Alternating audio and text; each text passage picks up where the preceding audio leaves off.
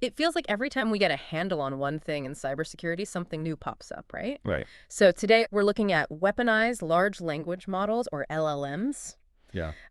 Basically AI that is built to be a cyber threat, and that's sounds pretty scary. It is. We've gone through some analyses on how these malicious LLMs are being developed, how they're being sold, and also some really interesting research uncovering their vulnerabilities. Mm-hmm. So our mission in this deep dive is to give everyone a really quick but in-depth look at the real risks here. Yep. How do these things operate? Exactly. And why should you care right now? It's moving so fast. Yeah. The speed of evolution. Right. This isn't science fiction. Right. We're seeing evidence. Yeah. LLMs are being specifically engineered for offensive cyber attacks. Okay. They're not just chatbots. They're being fine-tuned to automate. Okay, so when we say weaponized, what does that actually look like? I mean, what are they capable of doing right now? Well, let's think about reconnaissance. Okay.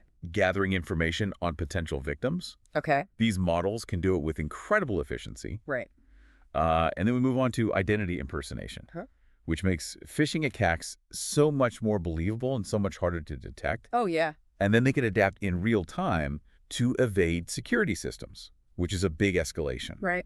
And probably most concerning is they can execute these attacks at a massive scale. So what you're saying is instead of one lone wolf attacker carefully crafting a spear phishing email, we could have AI generating thousands of these. Yeah. Each one targeted. Yeah, each one targeted. It's like going from a sniper rifle to a fully automatic weapon. Wow, that's a powerful analogy. And so we've seen some of these, right? Like these models out in the wild. We see names like Fraud GPT, Ghost GPT, and Dark GPT. And some of these are pretty affordable, right? Yeah, ridiculously cheap. I've heard numbers as low as $75 a month. Yeah, $75 a month. That's wild. And these aren't repurposed LLMs. They come with functionality, think tools, specifically designed for cybercrime. Oh, wow. So for $75 a month, what do you get? Well, you get sophisticated phishing campaigns, the ability to generate exploits for known weaknesses in software. Yeah. You get the ability to scramble malicious code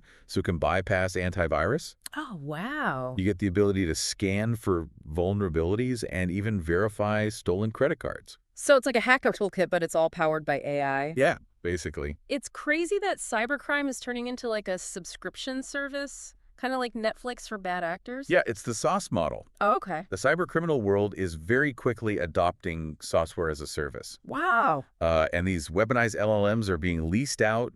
They're often bundled with user-friendly dashboards and APIs to integrate them, regular updates, and in some cases, even customer support. Customer support for hacking. Yeah, it's crazy. That's wild. So the barrier for entry for launching these sophisticated attacks is dropping dramatically. It's moving away from highly specialized skills to just paying a monthly fee. Exactly. It's a fundamental shift in the threat landscape. And you know what's really interesting? What's that?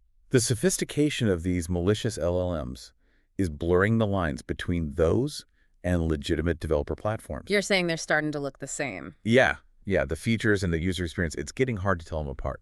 And with that lower price point, we're going to see a lot more experimentation. Yeah. Even from inexperienced people, right? Right. Less experienced attackers. And it paves the way for broader experimentation from a wider range of people. That's really concerning. It is. And you also mentioned that legitimate LLMs, the ones that everyone's trying to use for good, are at risk. Yes. So how does that happen? Well, because these weaponized models are emerging, even the good LLMs, the ones we rely on, are in what some are calling the blast radius of attack. Okay. So they can be compromised directly or inadvertently integrated. So you're saying it's not just about these dark web LLMs, but the good ones could become collateral damage. Right, or unwitting accomplices. And this is tied to the risks associated with fine-tuning. Okay, and fine-tuning is essential, right? Yeah. To make these models useful in the real world, Right. you have to adapt them to specific contexts. Well, research has shown a correlation between fine-tuning and the model's likelihood of producing harmful outputs. Really? In fact, one study said that fine-tuned LLMs are 22 times more likely to produce harmful content than the base models. 22 times. 22 times. So is fine-tuning dangerous? Well, fine-tuning is crucial. Okay. It enhances the model's understanding. Okay. But the research has shown a trade-off. Tailoring weakens the safety mechanisms Oh, interesting. that were designed to prevent harmful outputs. So the more we refine them, the more vulnerable they become. It's a bit of a catch-22. Yeah, it is. Uh-huh. What happens when an attacker gets inside? Okay, so once they're inside, they can poison the data that the model's learning from. Okay. They can try to gain control over the underlying infrastructure. Yeah. They can manipulate the behavior of the AI agents, and they can even extract training data. It sounds like they can do a lot of damage. Yeah, and the conclusion from the research is clear. Without security, fine-tuned models can quickly become liabilities. And we see this with the testing that was done on some of these models, right? Exactly. So you have Llama 2.7b, Microsoft Adapt LLMs. Right. And these were tested in healthcare, finance, law, Yeah. industries where security and compliance are everything. So what kind of vulnerabilities did they find? So the big finding was that fine-tuning destabilizes the alignment with safety guidelines. Oh, okay. And this was even true when the data was clean. So the tuning itself is making them less safe. Yeah.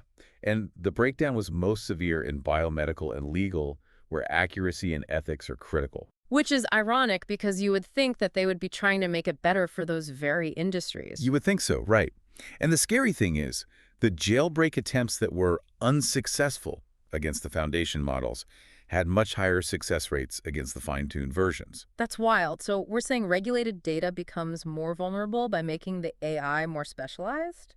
It's a tough spot. Yeah. What were the actual numbers there? Jailbreak success rates tripled, Wow. and malicious output generation increased by 2,200%. That's a huge number. It is. And this just shows that fine-tuning enhances ability, but also expands the attack surface. So for anyone listening, if you're in a regulated industry, this directly impacts you. Absolutely. So these black market LLMs are dangerous on their own, and then the legitimate ones are becoming vulnerable through this fine-tuning. Right. It's like a threat from both sides. Yeah. And to emphasize accessibility, Ghost GPT, Dart GPT, Fraud GPT, these are all being sold on Telegram and the dark web for around $75 a month. So they're readily available. Yeah, plug and play. Anyone can use them. So I'm assuming that they bypass all the safety features and ethical considerations that mainstream AI developers are trying to bake in, right? Yeah, so unlike mainstream LLMs that have those built-in safeties, these are specifically designed for offensive operations. They're built for attack. Yeah, and what's unsettling is that they often have the same features as legitimate software. Okay. APIs for seamless integration, updates to enhance capabilities, and even dashboards. So they're easy to use, readily available, and specifically built for malicious purposes. That's it. And you also mentioned something about the AI supply chain. Yeah, so this is another area of concern. Okay. Research shows that it can cost as little as $60 to poison the data sets. $60? $60. That's insane. How is that even possible? Well, researchers were able to show that you could inject bad data into widely used open source training data sets. Okay. Things like LAON 400AMP or COYO 700AMP. Right. These are the repositories of images and text used to train the models. You're right. Right. And so they found vulnerabilities, Like what? like expired domain names Okay. or strategically timed edits to Wikipedia pages. Oh, wow. And the craziest part is that a tiny amount of poisoned data, and as little as 0.01%, can impact the model's behavior and outputs. Wow. So if you introduce this malicious information early, you can basically plant a time bomb It's like a time bomb. that could go off way later. Yeah. And the study highlighted two main attack methods, split view poisoning and front-running attacks. Yeah. And those exploit the trust in web-crawled data. Okay. And because so many enterprise LLMs rely on these open data sets, these attacks can scale really easily. Right. And they can persist. That's a really insidious attack. It is. And it makes you question the reliability of AI systems. Yeah. You also mentioned the ability to extract data from LLMs without triggering alarms. Yeah. So this is a new technique called decomposition prompting. Right. And researchers found a way to manipulate LLMs to leak sensitive training data without chipping the normal safety mechanisms. They were able to actually reconstruct over 20% of articles from the New York Times and the Wall Street Journal. That's crazy. It is. How did they bypass the safeguards? So the basic strategy was to break down the prompts, the questions or instructions, Right. into smaller, innocuous subqueries. Okay. So individually, these subqueries would appear harmless, Right. and they wouldn't trigger the safety filters. Right. but by strategically designing the subqueries and then reassembling the outputs. Okay. The researchers could reconstruct the content piece by piece. It's like they're asking for individual sentences or paragraphs. Yeah. And then putting it all together to get the whole thing. Exactly. And what makes this dangerous is that the data breach isn't happening where it normally would. Yeah. It's not happening at the input level where the security systems are. Right. The information is leaking out through normal outputs. So it's harder to detect. Way harder to detect. And what about companies using LLMs trained on proprietary data? I mean, the implications are huge. Yeah, especially in regulated industries. Right. Like healthcare, finance, legal. Right. You're not just facing the normal risks. Okay. You also have decomposition attacks, where data that was legally sourced can be exposed. So this is like a whole new compliance risk. It is a whole new risk. Yeah. And the potential for legal penalties, financial repercussions, and damage to reputation is huge. So it's safe to say that LLMs are far more than just helpful tools, right? Yeah. They're becoming a battleground in cybersecurity. Exactly. What's the big takeaway here for everyone listening? Well, research and what we're seeing on the dark web tells us that weaponized LLMs are becoming more powerful. Okay. They're easier to get. Right. And they're creating this perfect storm. Yeah. They're not on the periphery anymore. Right. They're a central attack surface. And the fine-tuning that everyone's doing to make them more useful is also making them more vulnerable? Right.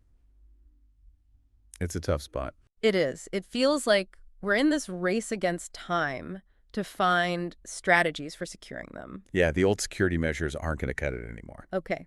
We need real-time visibility across IT infrastructure, more robust adversarial testing, and a better security stack. Okay. CISOs need to understand that these models are prime targets. Right. And that the benefits of fine-tuning come with a big increase in risk. So as you're listening to this, going about your day, think about this.